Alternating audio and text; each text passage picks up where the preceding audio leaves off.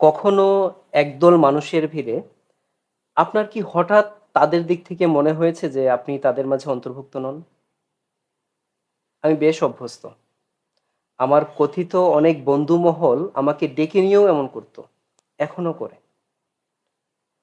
উত্তরে আমি কি করেছি? লজ্জায় ব্যথা ঢাকিনি।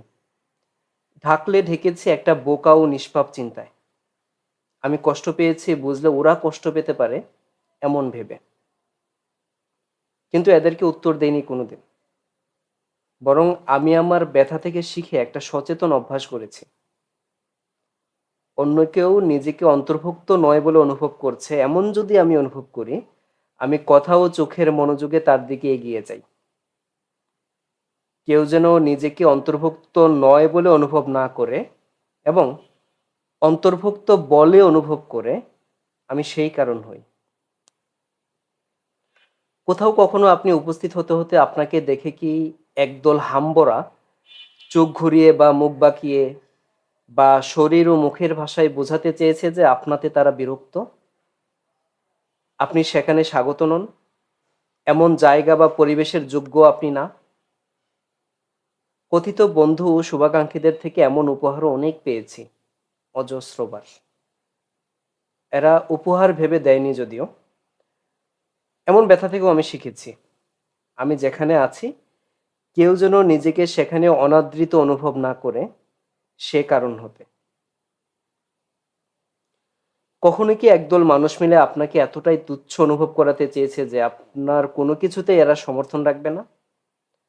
আমার অনেক বন্ধু ও শুভাকাঙ্ক্ষীর দল ইচ্ছা করেই আমার সামনে এমন টপিক তুলে যে ব্যাপারে আমার আগ্রহ ও আমার জ্ঞান দক্ষতা এদের চেয়ে হাজার মাইল বেশি। কিন্তু আমি বলতে যাব এমন মুহূর্তে পূর্ব পরিকল্পনা অনুযায়ী এদেরকেও বলা শুরু করে, সবার মনোযোগ তার দিকে। আমি তার বলা শেষ হওয়ার অপেক্ষায় থাকি। তার শেষ হওয়ার পরে আমি বলতে চাওয়ার আগে অন্য কেউ শুরু করে না। আমি শুরু করতে চাইলে আরেকজন শুরু করে। আমার কথা বারবার আমার গলাতেই আটকায়। যখন এই মজাও একটু দুষ্প্রাপ্য লাগে, আমি কথা বলতে চাই না, তখন এরা সরাসরি আমাকে প্রশ্ন করে। আমি উত্তর দিতে গেলেই আগের মতো এদেরকেও বলা শুরু করে, সবার নিরপেক্ষ মনোযোগ তার দিকে। মাঝে মাঝে আমি দু এক বাক্য বলার পর কথার মাঝে এরা শুরু করে। আমার সব কথায় অন্ধ বিরোধিতা। ওই একই হলো এবং এই দুটো কি এক হলো, এই টাইপের ফাঁকা বলি, যখন যেটা তালের মনে হয়।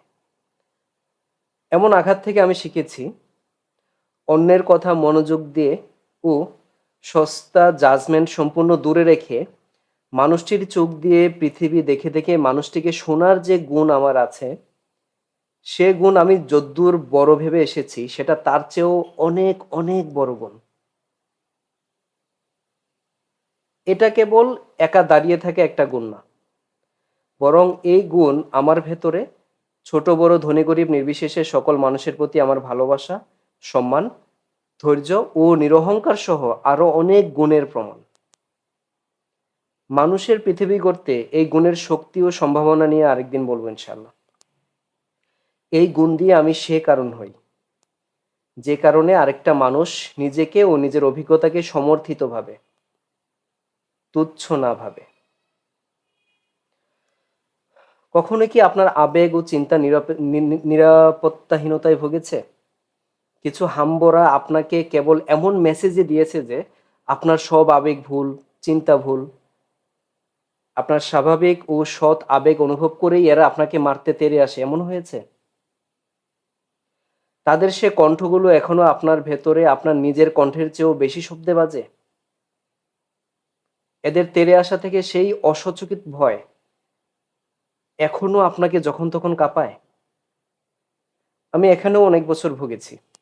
আপনি ভালো থাকলে দুনিয়াও ভালো, অথবা আপনি সিংহের মাংস খান না বলে সিংহ আপনাকে খাবে না।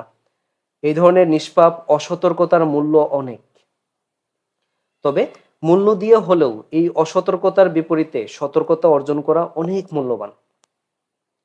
এই ব্যথার মূল্যে আমি কারণ হতে শিখেছি। যে জায়গা আমার, সে জায়গায় প্রত্যেকটা মানুষ ও প্রাণী তথা প্রতিটা আত্মা আবেগিক নিরাপত্তায় থাকবে, ইমোশনাল সেফটি। আমার ভালোবাসার প্যাকেজে এটা অবিচ্ছেদ্য অংশ। যে যতই ভালোবাসার গান গাক, আবেগিক নিরাপত্তা বাদে যে ভালোবাসা আসে সে ভালোবাসা মিথ্যে। অনেকে আমাকে মূল্যহীন অনুভব করাতে চেয়েছে অনেকবার। যা দেই তা না দেখার ভান ধরে, এবং যা আমার সামর্থ্যের বাইরে, তা যে আসলেই আমার সামর্থ্যের বাইরে তা নিশ্চিত জেনে নিয়ে এরপর তা চেয়ে।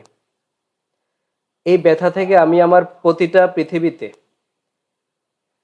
যে কেবল কৃতজ্ঞ উপস্থিতি ও শুভকামনা বাদে আর কোনো অবদান এখনো রাখতে পারিনি, সেও যেন নিজেকে মূল্যহীন না ভাবে, আমি সে কারণ হই। কারোর অবদান আমি বিচার করি তার নিষ্ঠা এবং সামর্থ্যের অনুপাতে। এভাবেই আমি যেন আগাতে না পারি তা নিশ্চিত করতে আমার দিকে ছোড়া ইট পাথর আমি আমার সামনে বিছিয়ে অন্যদেরকে পথ চলতে দিয়েছি। অনেক সময় তাদেরকেই যারা ইট পাথর ছুঁড়ে। এটুকুই না, যারা ইট পাথর ছুঁড়েছিল তাদের গোপনতম কষ্ট ও ক্ষোভ হলো, আমি কেন এদের স্তরে নামলাম না, আমি কেন উল্টো ইট পাথর ছুঁড়লাম না। আমি কি নিজেকে অনেক বড় মনে করি? তো নিজেদের এই খায়েশের দিকে এরা তো আর আমাকে ডেকে নিতে পারে না, সরাসরি তো আর বলা যায় না যে আমরা আপনাকে ইট পাথর মেরেছি, আপনিও আমাদেরকে ইট পাথর মারুন, এটা তো আর সরাসরি বলা যায় না। তাই ইট পাথরের জবাবে ইট পাথর না ছুঁড়ে যে পথে আমি আগাচ্ছি আমাকে বোঝাতে হবে যে সে পথ ভুল। এটা বোঝাতে এরা আমার পথে এসে সুযোগ নেয়, অন্যদেরকে সুযোগ নিতে লেলিয়ে দেয়, সুযোগ নিয়ে অসম্মান করে, যাতে আমি কষ্টে এই পথ ছেড়ে ইট পাথর ছোড়া শুরু করি, যাতে আমি এদের লেভেলে নামি। বলুন তো, আমি যদি এদের লেভেলে নামি, এরা কি আমাকে সম্মান করা শুরু করবে? না। আমি এদের লেভেলে নামলেও এরা অসম্মান করেই যাবে। কারণ এদের লেভেলে নামলেও আমি যে একসময় এদের লেভেলে ছিলাম না এবং ইট পাথর ছোড়ার সাথে সাথে এদের লেভেলে নামিনি, এই কষ্ট, ক্ষোভ ও ক্ষত এদের চিরসবুজ থাকবে। কারণ এই ক্ষতের কারণ আমি নই। এরাই পাপে, লোভে ও সমাজের সাথে তাল মিলাতে মিলাতে এদের আত্মায় ক্ষত তৈরি করেছে। কেবল আমি না, অন্য যে কারো আলো সে ক্ষতে জ্বালা তুলে। এমনকি এরা প্রথমবার ইট পাথর ছোড়ার সাথে সাথে আমি যদি এদের লেভেলে নেমে যেতাম, তখনও ইট পাথর মারার আগে আমি এদের লেভেলে ছিলাম না, এই চিন্তায় এদের ক্ষত আজীবন জ্বলবে। তাই যে পথেই যান, এদের থেকে এদেরই মুক্তি নাই, আপনার মুক্তি তো বহুদূর। সুতরাং আলোর পথ বেছে নিন। Be the reason why someone feels included, welcomed, supported, safe, and valued. Thank you.